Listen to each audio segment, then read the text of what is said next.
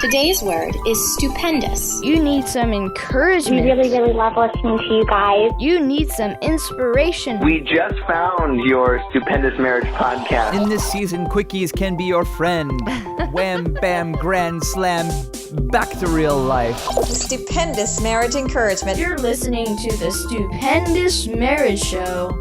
Hey there, welcome to the Stupendous Marriage Show. My name is Stu Gray. Hey, I'm Lisa Gray. We answer questions about marriage. On air at stupendousmarriage.com is our email. You can also text them our way, 1-615-592-1060. Our question today comes from a wife who feels super busy and super tired. And speaking of busy and tired, how are you feeling? Busy and tired. Yes. So the flu of 2019 hit our house, 10 days worth with our child, and you're now adding to that because you caught it also, and I'm very sorry. Yeah. It's so funny. The whole time that he had it, the beginning when he first got it, I just didn't even think about, I washed my hands and stuff, but I don't know. I just felt very invincible. Like, I'm not going to get this. And most times I don't get his sicknesses. Mm-hmm. And so, I usually do. I'm usually the one who gets it from him. Yeah. And so I just really didn't expect it. And he was 5 days in. And all of a sudden I started getting sick. And it was like, oh my gosh. And now I am 8 days in, and you might hear me a little nasally. I just have so much snot in my head. I don't mean to be gross, but I'm just so over it. It's just hard work coughing. It makes me tired, and I'm busy with work, which is great. It's just the energy level to sustain that is very lacking. Oh, I'm sorry you feel so poorly. I'm sorry you got it. Yeah. Not that I wanted it or anything like that, but I wish I could take it for you so you'd feel better. I wish you could too, except that you really whine. I whine much more than you do. You're just like pushing forward, keep at it, keep going. I would be whiny. I'm not a good sick person. No, well, the one day that you woke up feeling bad, I thought, oh my gosh, because, our son still didn't feel great. I started not feeling good, and then all of a sudden one day you woke up not feeling good, and I was like, I don't know if I'm going to make it through if I have to deal with him whining, and then our son still not feeling good and me not feeling good, and thankfully you turned around really fast and didn't even, 12 hours you felt better, so I was like, thank you, Jesus. I don't know if we would have made it, honey, honestly. We got our email coming up. We're glad you're here. Here's our question for today. Hey, Lisa and Stu. Just recently found your podcast and love it. Thank you so much for encouraging other married couples, providing guidance in marriage. Here's my question. My husband and I have been married for almost 9 years. We have a 5-year-old and a 1-month-old baby. We both work full-time outside the home, but have long commutes, approximately 3 to 4 hours a day. Needless to say, we're definitely tired. We go through dry spells when it comes to intimacy, like we want to have sex for a couple of months and hardly ever go out on date nights. We don't really have any family who can watch our kids, and we can't really afford to pay a babysitter. How can I let my husband know that intimacy is important in a marriage? Also, how can we make marriage a priority when we have so much going on that we barely have time for ourselves? Thank you. Yeah, I thought I was busy 3 to 4 hours a day commuting. That is crazy. I cannot imagine being in the car for that long each day. That is a really hard situation with having little kids. I think sometimes we have this expectation that intimacy and sex has to be so many times a week, a month, a year, whatever that looks like. And so first I would say maybe shift that perspective a little bit.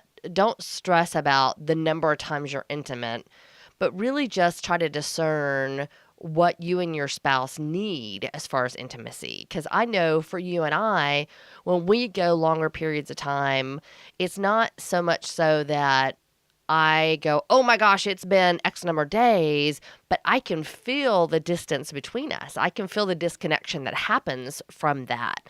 Instead of really focusing on the amount of time it may have been, thinking about how you can be intimate maybe in other ways for a season. Maybe you intentionally take out time together when the kids are in bed and just sit and talk.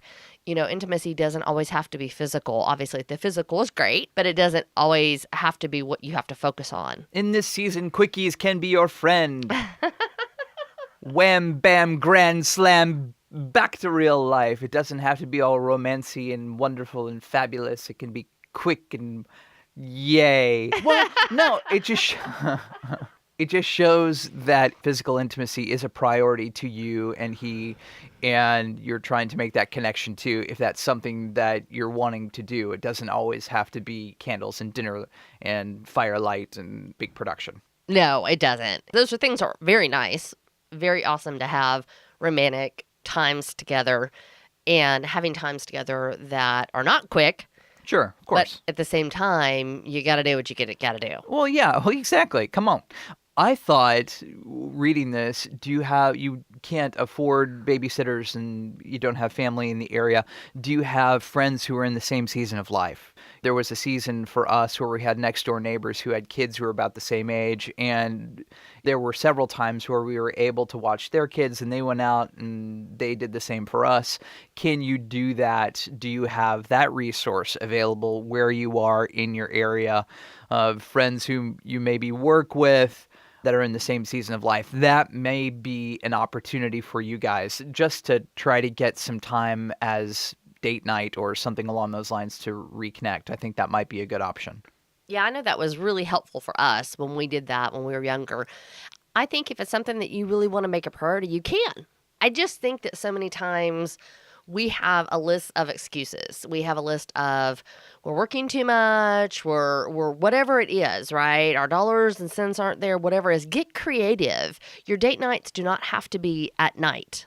They can be during the day when your 5-year-old is at school, the 1-month-old is taking a nap. Is there an option to have a phone date where you guys just get on the phone and talk? What are your options? If you're at work... Hey, what are you wearing? That's not what I mean. But if you are both at work, if I'm assuming then the kiddos are in some type of daycare, right? So they are not around during the day. So is there an option for you guys to go grab lunch together for work? Like, what are the options that you might have?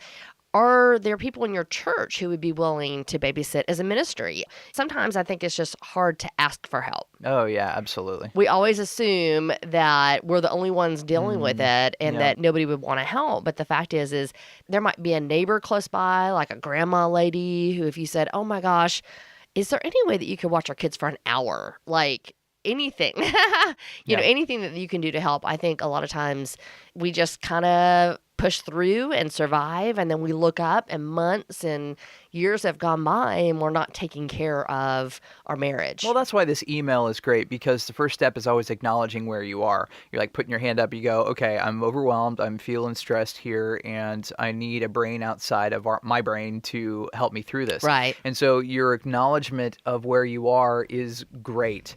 And then the next thing is, okay, you want to make it priority. We have creative brains, and God has given us the minds to think through things. So you sit with your spouse, you go, man, this is not where we want it to be. I'm sure you're feeling it. I know you're feeling it.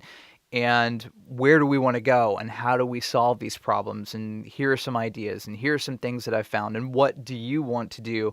You mentioned you wanted to make it a priority. I'm assuming that you have had these conversations with your husband and he feels the same kind of disconnect and away from you. So both of you working together to move towards intentionality is a good thing. And just to add to what you said before, texting, calling, leaving notes, that type of intentional communication. Hey, I'm missing you. Hey, I love you. Hey, how was your day? Just little check-ins keep you up to date with where you're feeling and where your spouse is feeling. And little check-ins keep you guys connected, knowing that you're in this together and you're going to get through this season. Your kids are going to grow up and it's not going to be as hectic and life is going to change and there is hope. It's just a season of kind of putting your arms together and going, hey, we're going to get through this, and how are we going to do it? And being creative as a couple to not really put your head down and just muscle through, because obviously your life is blessed. You've got 2 great kids, you've got jobs, you've got work, you've got things going on. Acknowledging the blessings in your life and going, you know, we still want to focus on our marriage and also help it thrive in this season of busyness. Last thing I would probably say is there a way to change your lifestyle? I have clients right now that are moving from California, and the reason they're moving is because their lifestyle there is not allowing them to thrive. They're not able to make enough money to thrive. They're not able to make enough money to have time as a family. And so they are literally turning their life upside down and moving across the country to be able to change it up. And maybe that's something you guys should think about as husband and wife. What does your world really look like? Are you happy where you are, like physically where you are? If you're happy where you work, is there a way to get a job that's closer to home? If not, is there a way to relocate to an area to where your commute becomes 15 minutes instead of 3 to 4 hours a day? What needs to shift in maybe your finances to where you can afford a babysitter? There's got to be a way here that you guys can maybe make a change in your life to really shake up what's happening. Commuting for 3 or 4 hours a day is not healthy in any way. Not healthy for each of you individually, not healthy for your marriage, for your kids. Like, it's just not something that's sustainable. So maybe it's time to switch it up. Maybe move out of the city, maybe get jobs out of the city. Like, what do you do to change your lifestyle so that your quality of life changes? And that's something you do together with your spouse. That's not something you start thinking and trying to work towards independently. You guys have to be on the same page. So that's a big conversation to have. And big chunks of your life, if you're going to do that, are going to change. So you really need to be intentional about that too and think through all of those moving pieces, I guess. One of your questions was, how do you make your marriage a priority? It's not even just your marriage that you make a priority in that shift, whatever that shift may be. It may just be a job change. It may just be a location change with your job or with your home or whatever the case may be. But just shaking it up a little bit and going, hey, this is a bigger picture thing, not just about our marriage, about our family and our life and our quality time with our kids. And I know in real estate, I have a lot of clients who do that. They sacrifice, they go and they drive really far ways and time away from their family. And that's a decision they make for a season. And then sometimes they call me and say, hey, okay, this season is done. We need to have more time together. And so what do we change up? And so just thinking, praying about that, is there something that you guys can change in your life to be able to allow you to have more time together as a husband and wife and then as a family?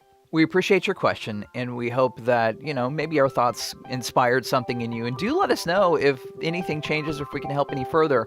You can send us your question, 1-615-592-1060. You can text us there or send us an email on air at stupendousmarriage.com. If you want more encouragement for your marriage, make sure you subscribe to the Stupendous Marriage Show wherever you listen to podcasts. Talk to you next time. See ya. Yeah. Like the show? Yeehaw. Share the podcast. Tell another couple. Hold up.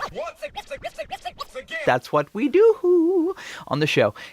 That was weird. Sorry. I think if there's big way to, and a big, all right, here's our message for today from our number. Here's our question for today from 615-592-1060. Didn't make sense. Here's our question for today. Okay, let's start over. Yeah. Like the show? Share the podcast. Tell your married friends. Yeah.